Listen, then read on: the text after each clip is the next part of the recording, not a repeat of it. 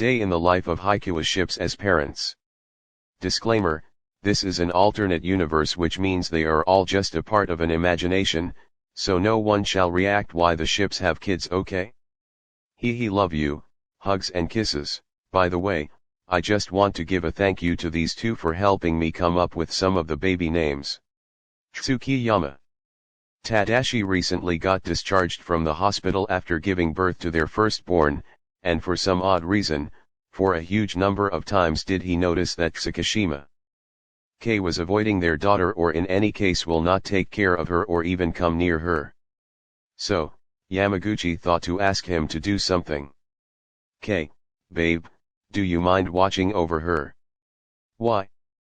What are you going to do? Where are you going? To take a shower and have a little bit of rest. Can't you not just bring her with you to the bathroom? What? Babe, what are you talking about? Our kid is asleep, and she only just got born, and you want me to take her with me to the bathroom and shower? What are you even thinking? I don't know, but can't you do it? Tsukishima K, I do not understand you. What is going on? What? Nothing's going on. Oh, so we're just going to pretend that I did not notice it? Until when are you going to ignore our own kid? Yamaguchi shot glaring eyes at Tsukishima, but the latter just stared at him blankly. Until she turns 6. What? No. Yamaguchi was shocked of his answer. And because of the gush of emotion upon hearing it, before Tsukishima could utter another word, Yamaguchi dragged him towards their daughter. He took the sleeping kid out of the crib and forcefully handed her over to his father. Wait. Come on, babe, you are also her parent, you are her father, so could you please stop being so anxious about it? I don't know. I mean, I am salty, and I scare children.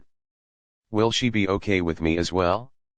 I'm also afraid, maybe I won't be a good father. Look at her, I might squish her accidentally because she's so cute like you, but she's very tiny as well. Babe. Where did your intelligence go? That's your own daughter, why would you think you won't be a good father? You are already the best. So come on, take her. Tsukishima hesitantly took the kid from Yamaguchi while his face slowly run out of color and his ears turning red as she was placed in his arms. After he did, he slowly and quietly sat on the bed beside the crib and stared at the baby intently. After quite a while of silence, gentle smiles were evident in both Tsukishima and Yamaguchi's parents. She's so tiny, but she's very beautiful like you, babe. Bring your finger close to her hand, babe. Tsukishima followed Yamaguchi's instruction and his smile grew wider as the little baby holds his finger tightly. I love you both. I love you. Ever since that moment, Tsukishima's anxiety went away in a blur, and most of the time he would want to stay by their daughter's side. Osasuna. Papa, huff.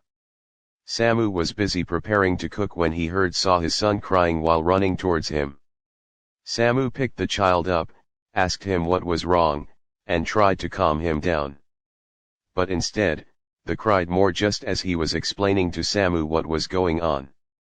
Dada huff, he said he won't buy huff me broom broom, huff. Love, just let him have one. No Ren. I said no, I just bought him a new one the other day and his uncle Tsuma gave him another one yesterday, but he broke all two in just a few hours, he should learn to take care of his toys. Huff, Papa buy me broom broom please huff, Papa. The child begged Samu while he was clinging onto his neck as he carried him. So Samu kissed his forehead. Papa please, huff, I will not break it again, I promise, huff, I'm sorry baby, but Dada said no. After saying that, the child cried harder, so Samu danced around while carrying him to calm him down. He gave him kisses and nuzzled the child's nose from time to time, but the child did not stop crying and continued to beg for the toy car. I hate you Dada. The child said it while crying. So Samu turned to Suna to find out his reaction, only to find him still not being swayed even a little because his face was still blank. Dada hates me too, huff, he not love baby, huff, he huff will not get broom broom. Samu just sighed and continued trying to soothe the child with sweet words and caresses, and the child calms down and fell asleep on his shoulder. But then Samu noticed Suna walking away. Rin, love, where are you going? Leaving. Where else? Love, you know our child's just upset, right?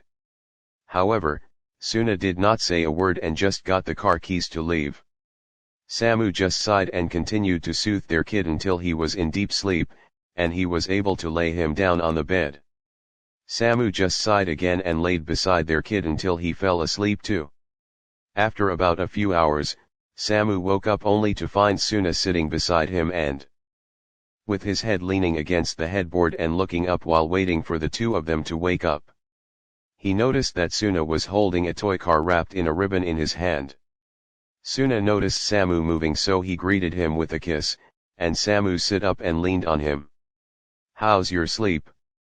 Good. You bought him a new one? Suna glanced at the toy car that he was holding. Yeah, I did. You love him a lot? Of course I do. Not long after, the child woke up. Papa. Samu picked him up and placed him on his lap. The child turned to Suna. Dada, Samu just watched as Suna extended his hand to their child. He gave him the new toy car that he bought. Wah! Papa, look. Dada got me a new broom broom. Baby. Can you promise Dada you will take care of your toys from now on? Yish Dada, I promise. Thank you Dada, love you. Then the child lunged to hug Suna and Suna hugged him back. I love you too. Do not cry like that anymore, okay? And do not tell me that you hate Dada again because it hurts. The child smiled and nodded. Yes Dada, I'm sorry. It's okay love. Suna embraced both Samu and their child in a hug once again. I love you both. We love you too, I love you Dada and Papa. KuroKen. Kenma came from a business dinner. When he got home, he found out that all the lights in their house was out, so he went straight to the bedroom. There, he found Kuro and their child dressed as superheroes. Hey! What are you two doing? But instead of answering Kenma's question, Kuro put his finger in front of his lips as a signal for Kenma to lower down his voice as the child is already sleeping on the bed. Oh, sorry. Kuro got up slowly and gave Kenma a kisses on the lips and forehead with a hug as a greeting. I love you Kaiten. I love you too. But what's with all the costumes? Well, our child was super hyper earlier, he wanted to do so much. Can you imagine? We were so many different people today. We became police officers, doctors, superheroes, and more. He even wanted to act as an astronaut. That is why all the lights were turned off, because I needed for it to feel like he really is in space with the use of the galaxy lights. Oh, that really sounds like our child, I guess. He takes all his energy from you. Haha, yeah. But he fell asleep, as you can see. Probably ran out of energy because of all that running and playing. Yeah. But, you're still wearing a cape and a mask if you're not aware. Kuro flinched when he realized that he forgot to take the costume off. So he just shrugged and slowly took them off. Oh, I forgot I was haha. I acted as his villain earlier, so I really had to wear these. Kenma just let out a chuckle. Not long after, the child suddenly cried like it was having a bad dream. So Kenma picked him up, kissed his forehead and let him rest on his chest until the child stopped crying and fell asleep again. Kuro. Kenma silently called out for his husband. Yes kitten. Do you mind buying groceries? I kind of forgot earlier, I'm sorry. It's okay kitten. I will go, of course. I'll buy him more milk too. Thank you. And fruits as well.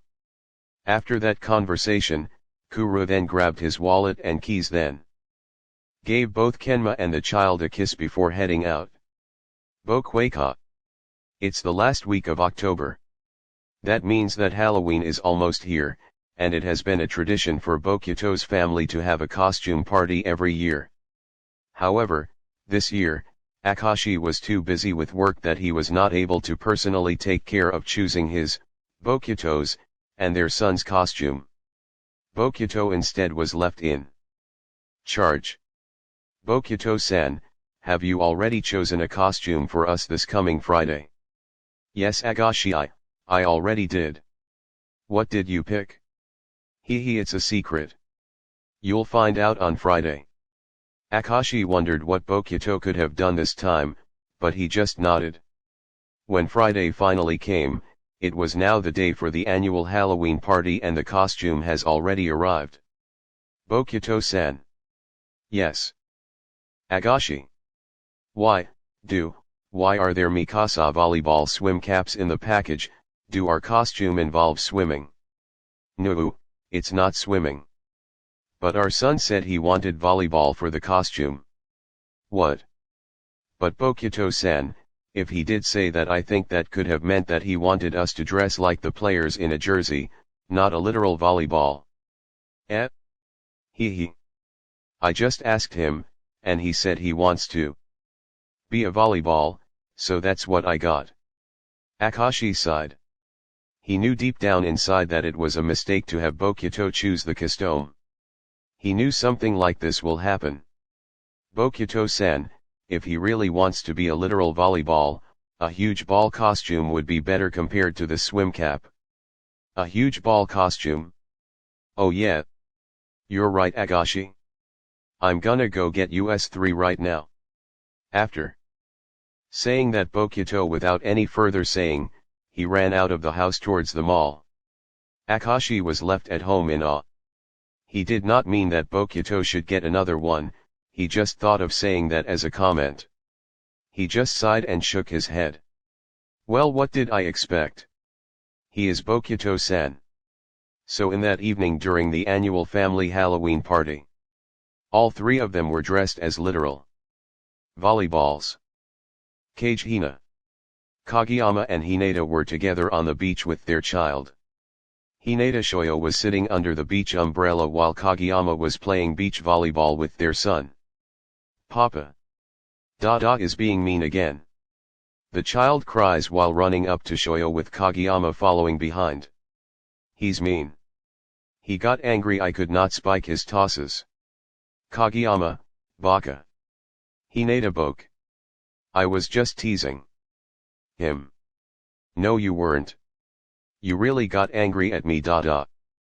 Might I remind you Kageyama baka that our son is just 4 years old? Yeah, I know. I just thought that if he wanted to grow up to be good with volleyball, he should learn while he is young. I'm sorry. The child frowned and pouted after hearing what Kageyama said. Instead of going to his Dada, he hid behind Hinata's back. I'll stay with Papa instead. Dada, go away. Hinata brought him up to put him in front. Papa, let's leave Dada here. I don't want Dada. But son, he is still your Dada. Someone's going to steal your Dada if we leave him alone here. You see those other kids there? All three of them looked to where Hinata was pointing.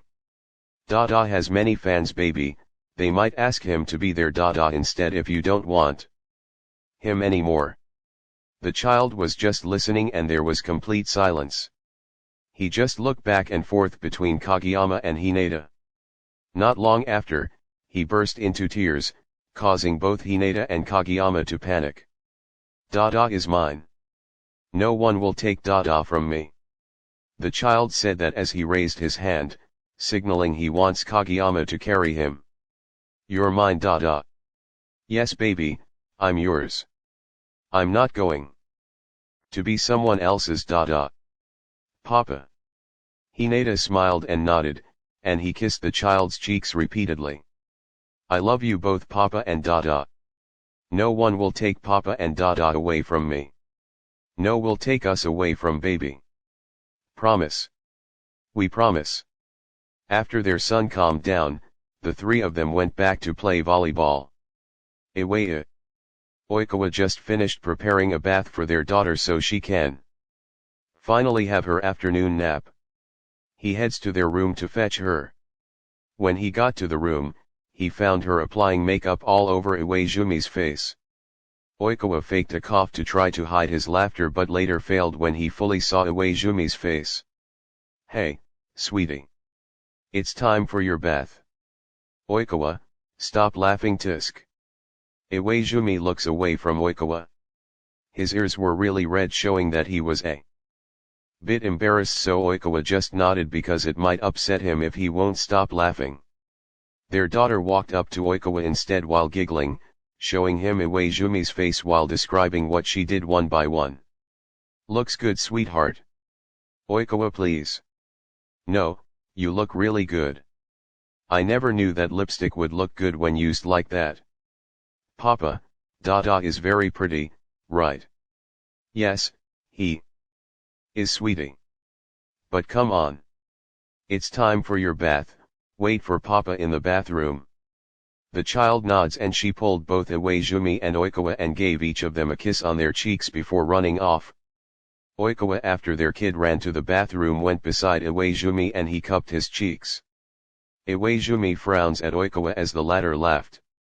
Oikawa gently takes the makeup off using wipes.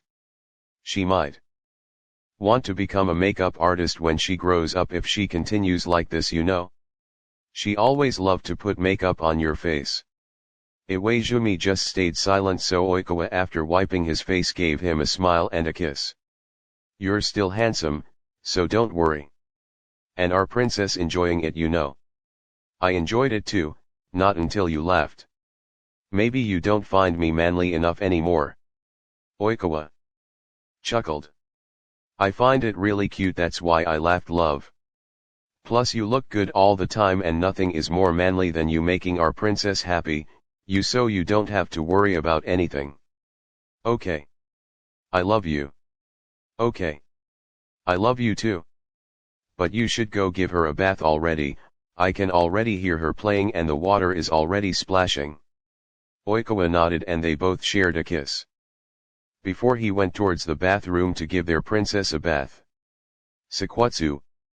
Etsumu just got home from Samu's onigiri store when the thing that he found out and saw was her and SakuAtsu's 3-year-old daughter looking like she had the roughest time of her life.